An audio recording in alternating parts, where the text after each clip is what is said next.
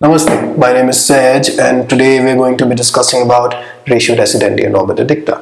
Now what exactly is Ratio Decidendi? It has nothing to do with maths, कोई numerator denominator यहाँ पे नहीं है, किसी चीज़ को हम divide नहीं करेंगे. Ratio Decidendi जजमेंट का वो हिस्सा है जिसमें आपको ये पता चलता है कि जज साहब ने डिसीजन क्यों दिया.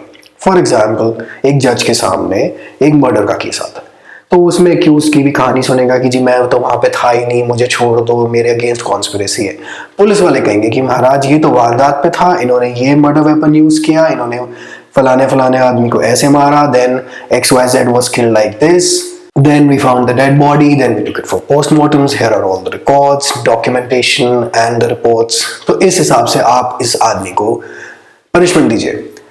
तो जज साहब कहेंगे अच्छा मैं अब कन्विंस्ड हूँ. फॉर एग्जाम्पल अब जज साहब ये कहेंगे कि जी मैं अब कन्विंस्ड हूँ तो मैं देखूंगा कि जी IPC, by the way this is a criminal manual, this is a mix of CRPC and IPC, कि section 300 of IPC says murder क्या है और क्या नहीं है.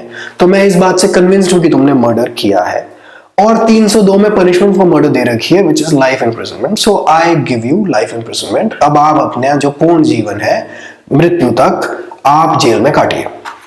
तो जो जजमेंट में पूरी कहानी भी होगी कि वारदात कहाँ थी, एक्यूज्ड कहाँ था, मरा कौन, कैसे क्या हुआ. बट एक पोर्शन ये भी होगा कि जी सेक्शन 300 में ये दे रखा है that what exactly is a murder and the incidents of this case define or rather fit into what a murder is. Therefore section 300 is attracted, and since section 300 is attracted, I the judge that is using section 302 convict this accused person of murder and now he has to face life imprisonment till death. ये वाला जो portion है this is ratio. तो ratio decidendi में decidendi word है, that is decision, कि किस खुशी में आपने डिसाइड कर लिया कि जी मैंने मर्डर किया था और मुझे लाइफ इम्प्रिजनमेंट मिले. तो there is a whole section in the judgment based on which the जज pronounces the decision, that is ratio decidendi. Now coming to obiter dicta. Jolly LLB देखी थी, उसके अंदर जज साहब ने कहा कि जी मुझे तो पहले दिन ही पता होता है यहाँ पे कौन क्या कर रहा है और क्या नहीं कर रहा, मैं तो सिर्फ एविडेंस की वेट करते रहता हूँ और एविडेंस आता ही नहीं है. अब मान लीजिए कि ये वाला जो डायलॉग है ये जजमेंट में रिकॉर्ड हो गया. अच्छा, आप एज अ वकील आप इस जजमेंट को उठा के किसी और जज के सामने ले गए और उन्होंने कहा कि देखिए सब जज साहब उस वाले जज ने तो ये कहा था उसके अंदर कि जी मैं तो वेट करते रहता हूं. तो कहेगा भैया ये तो ऑबिटर है, ये उस जज की ऑब्जर्वेशंस है. अब मान लीजिए किसी और जज ने ये कह दिया law should change and I am limited by the law and I can't do much and these observations were recorded in the judgement. अब आप उस कोर्ट की जजमेंट को किसी और कोर्ट में लेके जाए और उन्हें कहिए कि भाई साहब देखिए वो तो जज साहब कह रहे थे law should be change, so why aren't we changing the laws.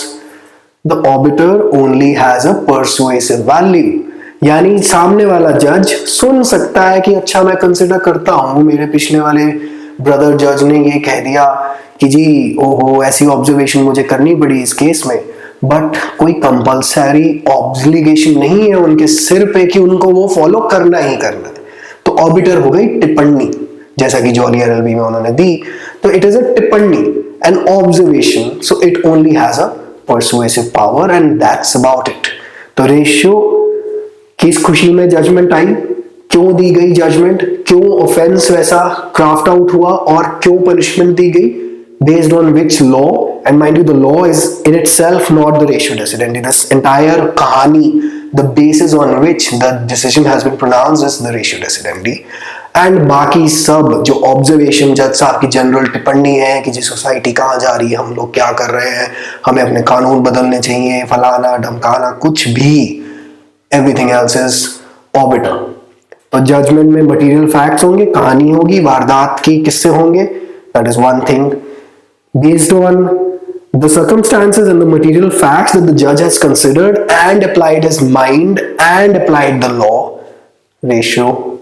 Then जज साहब की अपनी पर्सनल ऑब्जर्वेशंस जो कि सिर्फ परसुएसिव वैल्यू है, अगर वो प्रेजेंट है भी जजमेंट में या नहीं. कई जजमेंट में, इनफैक्ट मोस्ट जजमेंट में कोई ऑबिटर होता ही नहीं है. तो अगर ऑबिटर है भी, they only have persuasive value. आगे कंपल्सरी नहीं है कि कोई फॉलो करे जस्ट बिकॉज देयर आर जजेस वर्ड्स. रेशियो फॉलो करना पड़ सकता है, बट ऑबिटर की only and only persuasive value है क्योंकि वो टिप्पणी है, इट्स जस्ट एन ऑब्जर्वेशन. तो thank you so much for watching. This was it, and this is all that you need to know, and the obligatory like, comment, share, subscribe and whatever that we have to do for every YouTube video for it to rank. Thank you so much for watching. Take care and all the best.